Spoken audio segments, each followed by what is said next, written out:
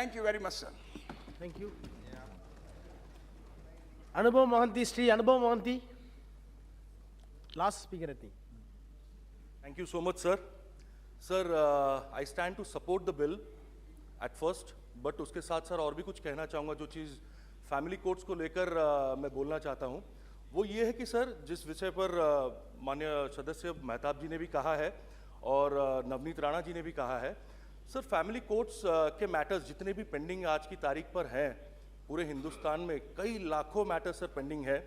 ये हमारा लॉ कहता है कि एक स्टिपुलेटेड टाइम में ये ख़त्म होना ज़रूरी होता है। हर इंसान का जो कपल होते हैं वो भले ही हस्बैंड हो या वाइफ हो, दोनों अगर साथ में रहना चाहते हैं तो साथ में रहें, कॉन्सिलेशन उनका हो, लेकिन एक सही तरीके से हो। कॉन्सिलेशन के हर एक चीज़ों को रिकॉर्ड में भी लिया जाए, जिसको मैं जितना जानता हूं सर, कॉन्सिलेशन भले ही कुछ महीनों तक चल रहा है या कुछ कॉन्सिलेशन स्टिपुलेटेड टाइम में चलने के बावजूद भी 6-7 महीने के लिए भी प्रोलॉन्ग किया जाता है और उसमें जो चीज़ें होती हैं, जो बातें होती हैं, जिस तरह का डिस्कशंस होता है उसको कभी कंसिडर किया नहीं जाता है for the case matter sir. वो उसके बाद ट्रायल के लिए जाता है।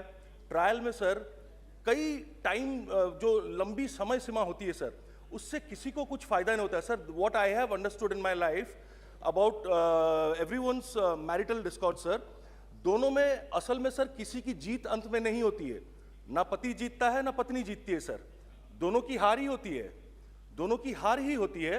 लेकिन सिर्फ इसी हार को लेकर कई सालों तक अपनी जिंदगी, सामने वाले की जिंदगी और उन दोनों के साथ जुड़े हुए परिवार के जितने सदस्य या दोनों से जुड़े हुए जितने लोग, आम इंसान, उन सबकी जिंदगी भी प्रभावित होती है सर। और फैमिली कोर्ट्स में एक बहुत गंभीर विषय यह है जिस बारे में मैं इस पार्लियामेंट में इससे पहले भी सर बोल चुका हूं एंड मैं चाहूँगा दोबारा उसको दोहराने के लिए। फैमिली कोर्ट्स में सर छोटे बच्चों को लिया जाता है, जिस तरह से मैंने देखा है सर माओं को अपने छोटे बच्चों को अपने साथ में लेकर, और जिस हालात में माँ भी रोती रहती है और बच्चे भी रोते हैं और पिता भी आते हैं बच्चों से मिलने के लिए, ना सर दोनों में से कोई भी बच्चों को एक साथ मिल नहीं पाता, कोर्ट इजाज़त भी देती नहीं है और हो सकता है कि लॉयर्स भी उसको डिले करते रहते हैं जानबूझकर sir. With due respect to all lawyers, I am not saying about all lawyers, कुछ लॉयर्स हैं जो ऐसा करते हैं शायद, लेकिन सर इससे प्रभावित होते हैं वो बच्चे। बच्चों का अधिकार, बायोलॉजिकल एंड लेजिटिमेट राइट अपने माता पिता दोनों पर होता है, पर जो बच्चा 18 साल की उम्र तक नहीं है तब तक अगर वो वोट नहीं दे पाता, वो जब तक अपना नेता नहीं चुन पाता, और अब तो हम लोग 21 साल भी करने का सोच रहे हैं महिलाओं के विवाह की उम्र, देन सर हम एक 4 साल 5 साल 6 साल के बच्चे को या 10 साल 12 साल के बच्चे को कोर्ट में बुलाकर उनसे जब पूछते हैं कि बेटा आप या बेटी आप किसके साथ रहना चाहते हो, पिता के साथ या माता के साथ, इसका क्या मतलब बनता है सर?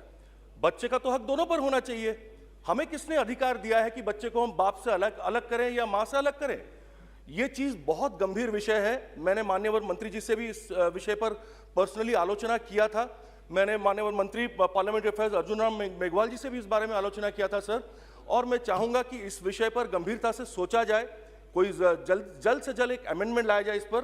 दूसरी बात सर, मैं ज्यादा और नहीं बोलकर खत्म करूंगा, सेइंग दैट फैमिली सर, पहले कहा जाता था एक पूरा गांव जो होता था सर, वो हर घर के बच्चे को जानते थे कि ये बच्चा इनका लड़का है या ये बच्ची इनकी बेटी है।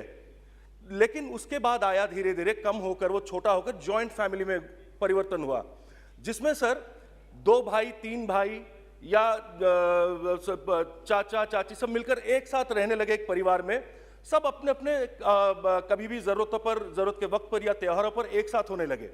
उसके बाद आया sir nuclear families. Nuclear family में पति पत्नी अपने बच्चों को लेकर अलग रहने लगे, जॉइंट फैमिली की प्रथा खत्म हो गई सर, यहीं पर न्यूक्लियर फैमिली होने लगी। उसके बाद आ गया सर लिव इन रिलेशनशिप, और लिव इन रिलेशनशिप के साथ साथ सर ऐसा भी हुआ बच्चों को किसी हॉस्टल में भेज दिया जाता था, बच्चे हॉस्टल में रहेंगे, माँ बाप अपने काम में बिजी रहते थे। और फिर आज की तारीख में जो समस्या है, जो पूरे हिंदुस्तान की समस्या है, वो ये है, और जॉइंट फैमिली का मीनिंग ये है, अगर एक पति अपने पत्नी के साथ या एक पत्नी अपने पति के साथ एक साथ रह जाए तो उसे कहलाया जाता है जॉइंट फैमिली सर। ये बड़ी दुख की बात है सर, ये बड़े दुख की बात है, जो हमको सोचना चाहिए कि हम आज़ादी का अमृत महोत्सव 75 साल का मना रहे हैं, हमारे देश में।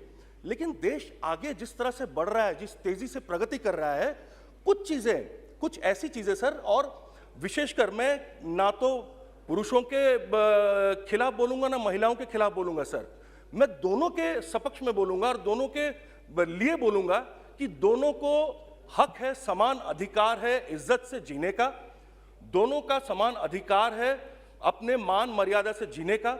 और ऐसे चीजों में, ऐसे वक्त में जब मैरिटल डिस्कॉर्ड्स चलती हैं कहीं पर भी, इनमें बहुत ज्यादा बुरा प्रभाव पड़ता है मीडिया ट्रायल्स का भी।